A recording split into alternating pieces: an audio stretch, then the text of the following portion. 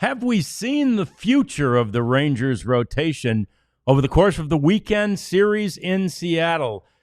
It's been a pretty good rotation. deGrom, Rocker, and then Nathan Eovaldi. Is that, Jeff, the rotation, the 1-2-3 punch that the Rangers would like to have for at least the next 2 or 3 years? Well, if you look at the contract status of deGrom and Eovaldi, they have 3 years left. They have this year and then the next 2 before the Rangers have to decide what they want to do with them. Kumar Rocker, of course, is under. He's pre-arbitration eligible. The Rangers don't have to worry about his control at all. And so, you'd like to think, God, they have this 3-headed monster. Because also look at the rotation. Tyler Mahle and John Gray will be free agents after this year. So there's 2 spots that the Rangers are going to have to fill. They'd love to do it internally, and Jack Leiter has made a hell of a case that early on here that he's going to be the guy that fills that spot along with Kumar Rocker. So maybe it's a 4-headed monster. Maybe those 2 kids, the 2021 first rounder, the 2022 first rounder, 2 and 3 overall. Maybe this is it. Maybe they've come into their own, and this is what the rotation is going to look like, not just next year, but the next 3. If you can line up deGrom, Eovaldi, Rocker, Leiter, maybe throw a lefty in there, maybe with Cody Bradford. How about Cody Bradford? Sure, but gosh, it seems like the Rangers really.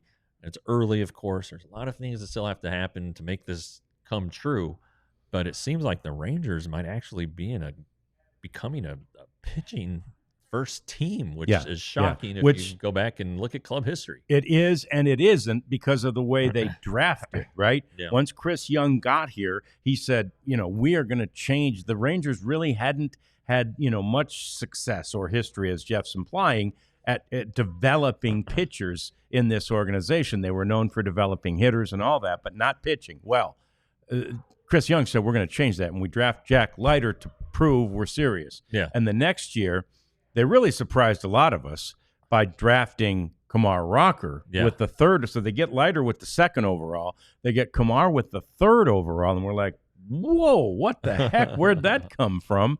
And yet it seems to be paying tremendous dividends already. And we can talk beyond the next 3 years with those 2, I think, because they're going to obviously be here a lot longer.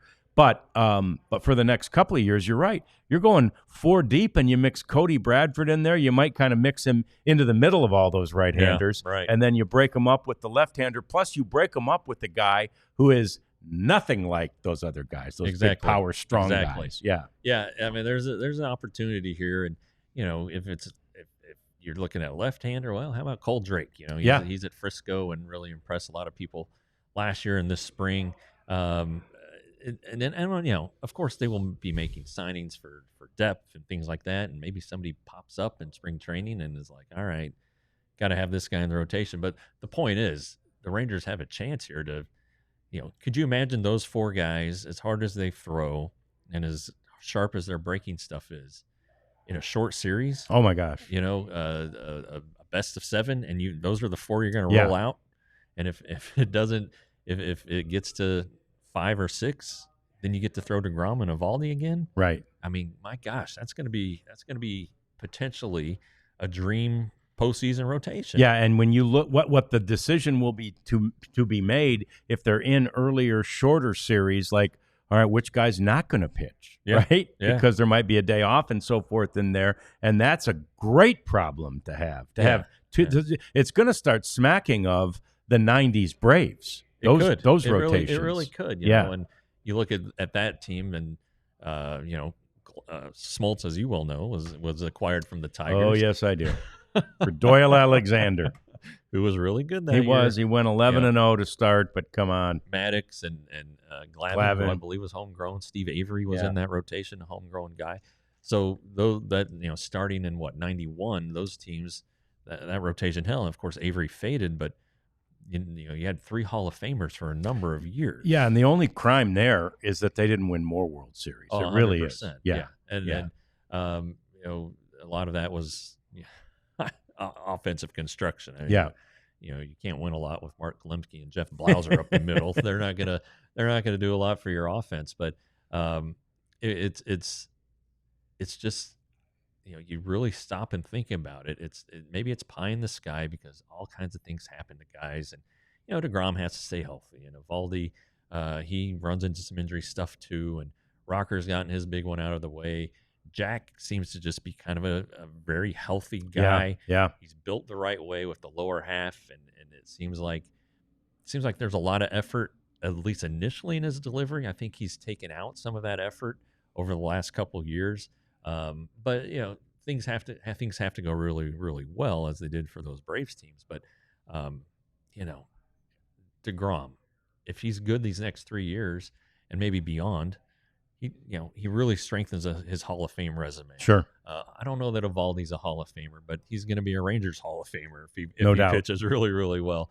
Then you have two young guys. Remember, again, 2 and 3 overall in the draft. You can't miss with those guys. You can't, but they do. But people do all the time, and the Rangers, it appears, didn't. Right now it appears it didn't. I mean, last year people were probably thinking, "Ooh, geez, Leiter, he's in there." Yeah.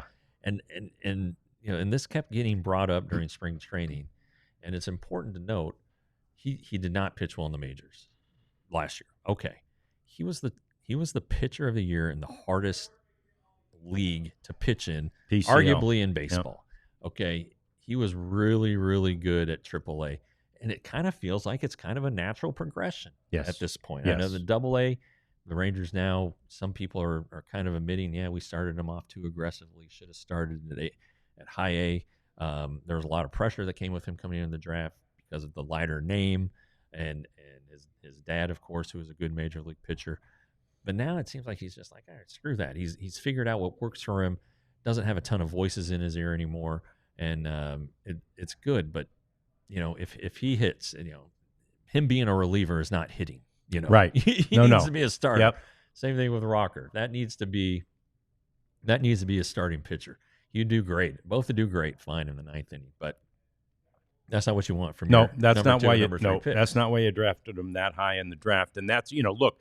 Before the blister incident with Jack, he looked like he was ahead of development-wise, which makes sense because he was drafted a year earlier. He looked like he was ahead of Kumar Rocker, right? And he has, and Kumar will come into some speed bumps here. Yeah, it's inevitable, and maybe spring training was the first real one because he was pretty terrible for most of spring training. And I'm still not sure he's completely dialed in, No. But Jack, that started at Cincinnati before the blister forced him out. That's as good as I've ever seen him pitch. Yeah, it was just hitting spots and powerful stuff, confidence, all everything you want to see from a pitcher, especially a young pitcher. He did, and so it makes you feel good. It does, and then you also feel good. So you go to that Rocker draft. Late in that draft, they got a good arm. Now, again, it was a baby in Brock Porter. Yeah. He's still developing. But then you've mentioned a couple of the other guys, one who's very high on the Rangers chart right now, but is still 15 months away from pitching again, Alejandro Rosario. Sure.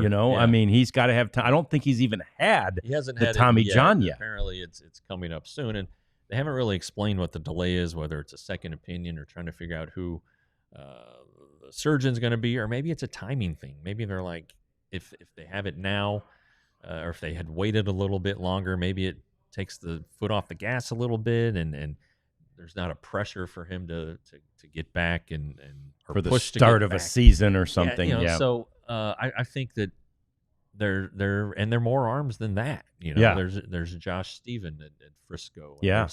There's Mitch Brad at Frisco. And what about Emiliano Teodo? Is he going to be a reliever? Is he going to be a starter? And so there's Winston Santos looks great. There are guys that go way beyond that too. So of course they all have to hit. Chances are, if you have 20 guys, maybe you get 3 to hit.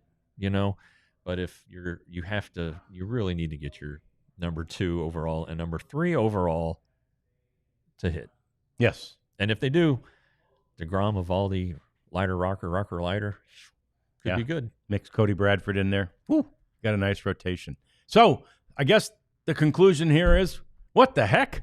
The Rangers have become a pitching organization. That's right. How about that? We'll see you again each and every day on the DLLS Rangers podcast. We all silly like the mayor.